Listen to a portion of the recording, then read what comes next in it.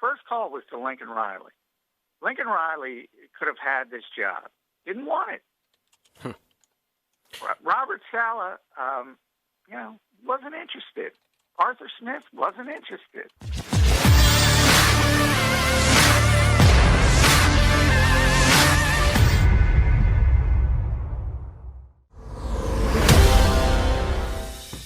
You're listening to the Jacob Media Sports Network in partnership with AM 1490 Sports Betting Radio. Subscribe to the Jacob Media channel on YouTube for access to all daily sports content.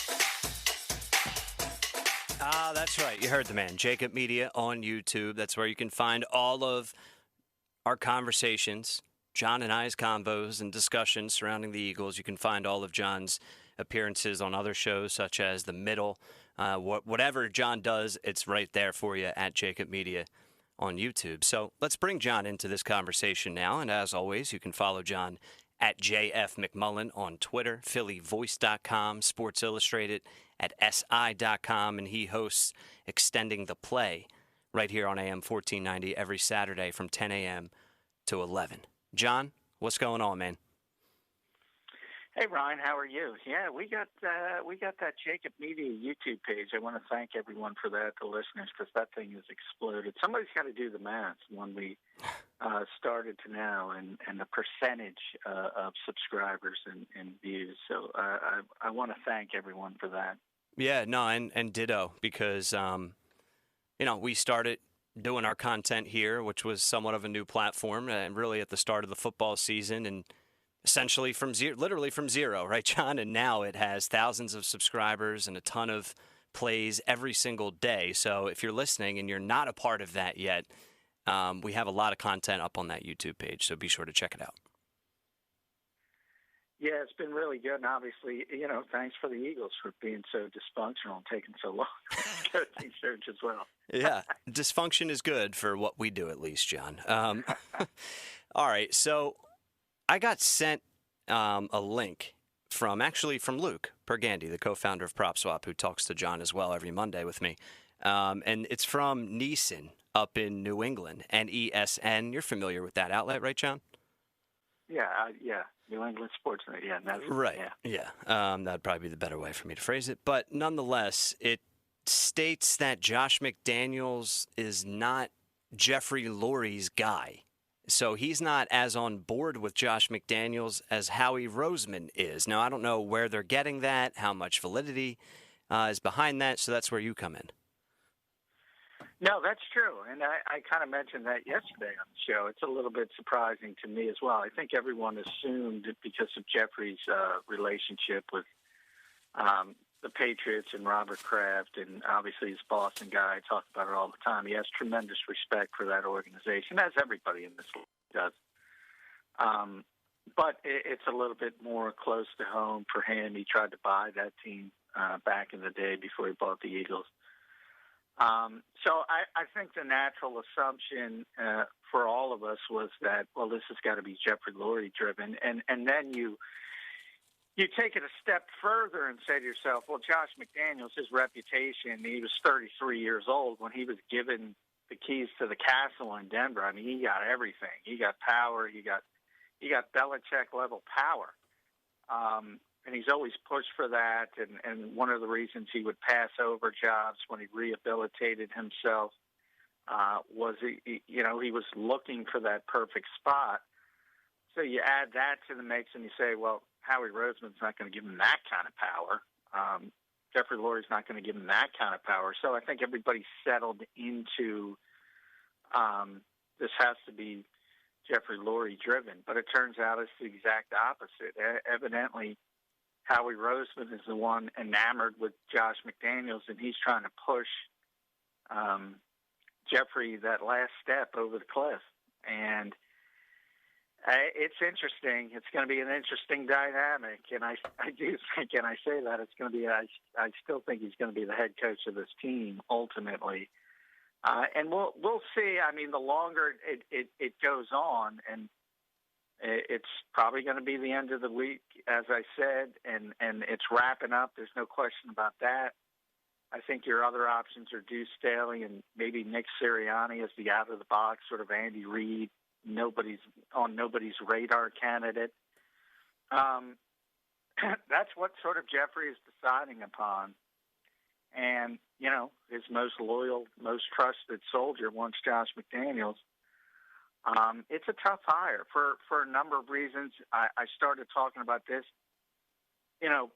The Rooney Rule stuff, you have to enter that into it. There's more pressure now, and that's going to be running in Philly Boys tomorrow. I mean, it's not fair. I mentioned on the show yesterday as well. But the fact that 5 other teams have gone and there's been no African-American head coaches named, the league doesn't like that. It doesn't look good on the league. Now there's only 2 spots left.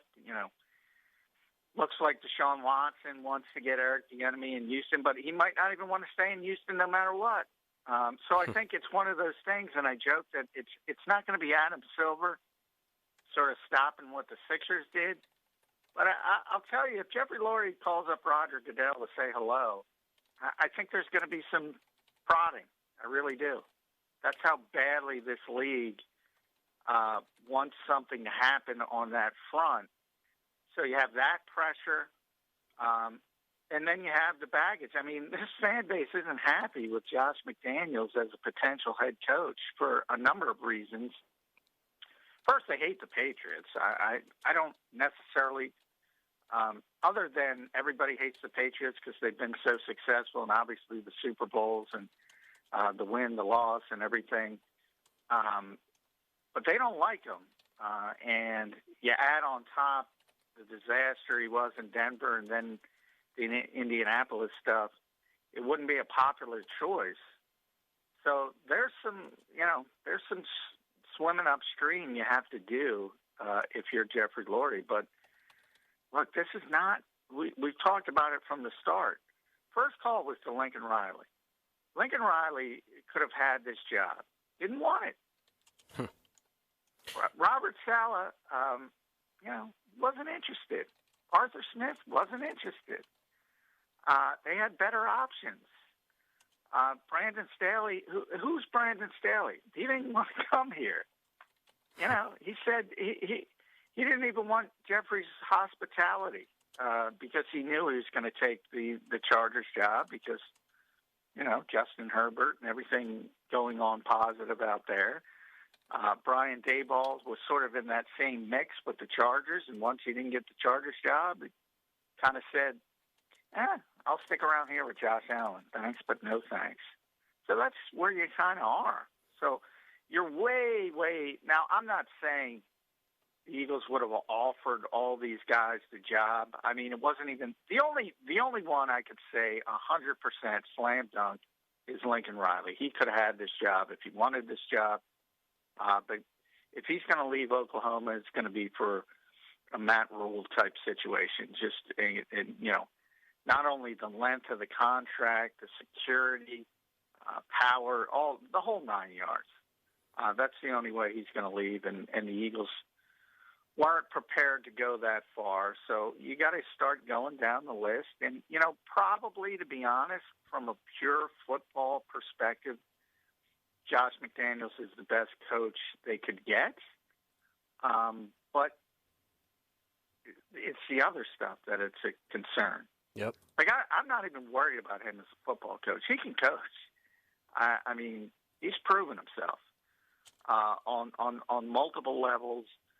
And even this year, with the lack of talent, they were able to do some interesting things. You can never call it successful, but he did a lot better with that than a lot of other coordinators would have done. So football's not my concern. It's all the other stuff. There's a lot there, John, and I jotted down like 4 different questions to ask you. Sorry, too wordy. No. It was all good stuff. I guess I'll start with earlier in your response where you talk about it's really Howie who really wants Josh McDaniels, Jeffrey Lurie, for just to paraphrase, a little bit up in the air, not as sold. Why does Howie want him so badly, part one, and then part two? Why is Jeffrey Lurie, to the best of your knowledge, not as sold on him? Well, the latter part is easier. He's not as sold because of the things there's significant baggage. It's tough to get over. What he did in Indianapolis in this industry is just incredibly unprofessional. You don't do that. It had, you think it's one team, but it had reverberations throughout the league. I mentioned his agent, Bob Lamont, who is the guy when it comes to coaches in this league, dropped him when he did that, because it was just that unprofessional. So that is the big reason. And, the Eagles have been doing their homework and their vetting on Josh McDaniels and trying to get, one of the knocks against him is he's, very difficult to get along with. And a lot of people don't like him on a personal level. So you got to go through all that. And that's where I said the concern lies off the field more than on the field. And Howie just thinks he's a great coach. Howie just thinks he's one of the best coaches in the NFL. He thinks he's friends with him, so he doesn't think it's going to be a problem, whereas Chip was a problem. A lot of people have made that comparison about the inability to get along with people, but Josh already gets along with Howie. So I don't think he's as concerned with that type of thing.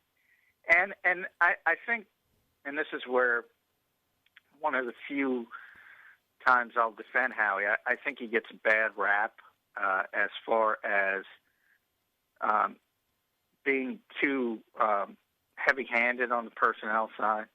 And the Rager-Jefferson story is a good example of that. His scouts wanted Jefferson, and the coaches wanted Rager, and he gave the coaches what they wanted. And it was a mistake, but ultimately that's your job as a general manager. Your job is to get players that your coaches want and can develop. Now, look, at sometimes if you think, it's your job though. It's the buck stops with you. If you say, look, you guys are wrong. This guy's much, much better. Sometimes you have to do that and have those difficult conversations. But the long-winded point is I think he gets a bad rap as being this heavy-handed, it's all me, it's all me. It's not that way. Interesting. And in that report from the New England Sports Network, it mentions Deuce Staley, which is obviously a name that you just brought up tonight. It's a name that you and or I have brought up almost every night that we've had these discussions, but it says Jeffrey Lurie really, really, end quote, really, really, two reallys, liked the interview with Deuce Staley. Now, is that a PR ploy, or is there a possibility that Deuce Staley can swoop in here late, so to speak, and get this job? I think it's still, there's a lot of late momentum, and I wrote about that on Sports Illustrated, but the momentum's coming from other people trying to push it, whether it's players texting Jeffrey, sort of endorsing Deuce, and that really started. A lot of players have done it publicly as well. Brandon Graham, most notably, and Rodney McLeod, who are obviously two of the team leaders, did it on social media, so they did it publicly. Malcolm Jenkins did it. Chris Long, guys who were here, high-profile guys. So you have that part of it. You have the Rooney Rule part of it. As I said, the NFL would love it if they did that. They would be doing somersaults if they made Deuce Staley the head coach of this team. So that's positive for Deuce. Negatives, I don't think, if you're, and one of the things the Eagles have been asking every candidate is, how do you fix Carson Wentz? I don't think Deuce's answer they would like to that. So, how serious are they with that? I think they're pretty serious. And I think ultimately that might be the deal breaker with Deuce, but that's just speculation. But when, and I didn't read this Nesson piece that you're speaking of, but when they say really, really like Deuce Staley, well, Deuce Staley's been here through 3 coaching regimes. It's obvious. I mean, Jeffrey has a lot of respect for him. Right. I mean, he was here through Andy, Chip, Doug, and this will be the 4th if he doesn't get the head coaching job and sticks around. So, I mean, that's kind of like baked in. Yeah, he likes him. He was here as a player. He's been here as a coach forever. So that part of it's not really newsworthy. Well, it was just to, put perspective on it. It was in direct reference with the, like, grading the interview, like strictly the interview. He was saying he really, really, liked the interview, not just talking about Deuce as a whole. I mean, I don't know how much that changes things, but just to be clear. Yeah, I don't know who's great. Right. That's one of those things, and one of the issues. You've heard it with Eric Bieniemy, and you've heard it. DeMaurice Smith from the NFLPA came out. Rod Graves from the Fritz Pollard Alliance came out, who works on minority hirings. You have these whispers that he does bad interviews, Eric Bieniemy. And I know they're not happy with that. So, I mean, I don't. We've all been in interviews. Yeah. It's a lot of blowing, BS. You know what? Yeah. In a number of ways. Obviously, you're trying to put your best foot forward. But my larger point is, like, they know everything about Deuce they need to know. The interview is meaningless. Right. And by the way, I'm literally meaningless. Mm-hmm. I mean, what are they going to learn about Deuce Staley? He's in that building every single day since 2011. I mean, that is a hard part, John. I think they got a beat on it. Yeah, and just to jump in, like, I used to do hospitality as like an operations manager a long time ago before I started this, and like with any job, I feel like there is a challenge for internal candidates because, like you said, the company knows you so well, and the interviews have such a different like tone. You go in there with people that you know so well that are interviewing you. It's like it's awkward. Yeah, and then it kind of put on an act. Right. It is awkward because you know each other. It's like, why are you doing this? Yeah. It is. It's tremendously awkward. And I'd like to be like anybody else. I'd like to be a fly on the wall. I from talking to other people, and I know there's about 10 people asking questions. And again, what are you asking Deuce Staley? Well, what are you going to do different than you've done for the past 10 years? I don't. I guess you could ask him his plan for Carson Wentz and all that kind of stuff. Style as a head coach. They already know that. He's kind of more of a hard, a double hockey sticks. And, a lot of people speculated that they want to go that direction with Carson. But, there's so many false narratives out there. I feel like there's this narrative that Doug Peterson completely babied Carson Wentz now. I mean, I don't know where this stuff comes from. Just because somebody plays poorly doesn't mean somebody's not coaching you hard. I know. I hate that. I hate when fans say that. So a lot of that I just think is false information. I do think it's down to 3 people: Josh, Deuce, and Nick Sirianni. So, I mean, yeah, he did well, I guess. When you say Jeffrey Lurie wouldn't like Deuce's answer to the Carson Wentz question, can you elaborate? Because that piqued my interest a little bit. Like, do you have an idea of how Deuce would handle it? I don't know if that's true. Okay. What I'm saying is I think a lot of people have speculated that.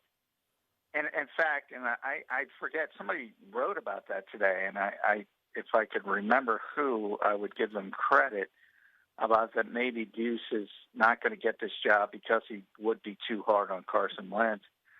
And again, I just don't think that's true for a couple reasons. One, I don't think Doug babied him, and the other, like, I don't think they're going to say, oh, Deuce is going to be too hard on Carson. So I don't agree with it, like from either angle. I don't think that's the reason that Deuce is going to get this job or the reason he isn't going to get this job. And a lot of it is, as I said, it's circumstance. I mean, how much pressure, how tone deaf is Jeffrey Lurie at this point and doesn't understand what's going on in this league? Right. Is he getting prompted? Is the league contacting him? That's a possibility. I brought it up as that's league ridiculous. Is if that's the case, black eyes. Yeah, I don't get it. No pun intended. I don't get it, John. Like, how could, just because the Eagles are one of the teams to finish up this process later than others? It's not fair. I know. But it's reality. It's completely not fair. But that's what, when Jeffrey did his press conference, he said, if it's February, I don't think he understood what's going to, he didn't know that. Look at who got hired. He didn't know that all these guys would be off the board and that nobody else would hire a minority candidate other than the Jets. And Robert Saleh fits into the Rooney Rule as he's Lebanese. So, but let's be honest, this league is 69% African American, 69%, and there's 2 black head coaches in this league. Now, after Anthony Lynn got fired. And it's only gone down since they've ramped up the Rooney Rule to try to get more diversity in hiring. Now, he's not responsible for the 31 other owners. But I do, and this is what I'm writing about in Philly Voice, and I guarantee the Eagles aren't going to be happy about this, but I'll give you a little preview. Please. Jeffrey Lurie, anybody who knows him is very progressive when it comes to his politics. He talks a big game. Reality is he's been the owner of this team for 27 years. He's hired 1 black head coach, and that was Ray Rhodes' first. Hasn't hired a coordinator since, or a head coach in over 2 decades. Yeah, it's that's pressure. Now, is he tone deaf to ignore that pressure? I don't know. But I don't know. This is all interesting, and it's beyond not fair to me, John. And I agree with you. It's not fair. Like, you're right. But it's more than that. Like, if you're operating a business like the NFL, that, like, you should be smarter than that. Like, you shouldn't just go after the Eagles. If this plays out and there's not a minority candidate that gets a job as a head coach, then you need to sit down with the league collectively, or all of the teams that were interviewing for a new head coach collectively. I don't know. I mean, I clearly don't know what goes on behind closed doors, but I completely agree with you, Ryan. But again, you have to look at the timing. And look, guys kept hiring coaches, and then 1 came off the board, and 2 came off the board, and 3 came off the board, and 4 came off the board, and number 5 came off the board, and then bang, here you are. Monday is Martin Luther King Day. Monday is the day that Eric Bieniemy's agent came out on Twitter and ripped the league and called the Eagles out, basically. The same day, Rod Graves comes out with this strong statement, and he's the head of the Fritz Pollard Alliance, as I mentioned, about the league as a whole and about the whole cycle. And then D. Smith came out. The timing was atrocious. And everybody's looking at it now and looking at these comments and looking at these quotes, and there's 2 teams left. And you're right. It's not fair. Atlanta deserves criticism. The Chargers deserve criticism. Jacksonville certainly deserves criticism. And on and on and on. But those teams were prior to that. And now the only 2 teams that can change the narrative from the league standpoint are Philadelphia and Houston. It's pressure. That's all I'm saying. No, I'm not saying it's right. I'm not saying they should do it. Right. It's incredible, incredible pressure. I want to ask you one more question in a second about that before we let you go. But while this is still on my mind, okay, let's say Josh McDaniels becomes the next head coach.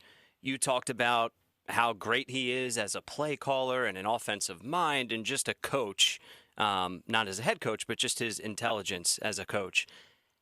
Who would be the play caller? How would you predict the structure of his coaching staff and his responsibility compared to others? Well, that's interesting you bring up the coaching staff because I should mention that. When I mentioned earlier this week that, I thought Josh was going to be named the head coach by the end of the week, to let people in a little bit on how the sausage is made, so to speak, that was because one of the assistant coaches was told Josh was going to be the head coach, and they were going to have to look for a new job. And that was at the same time that the story came out that Jeff Stoutland was going to go back to Alabama. Now, Jeff Stoutland, not the coach that I was talking to, not the assistant coach that I was talking to.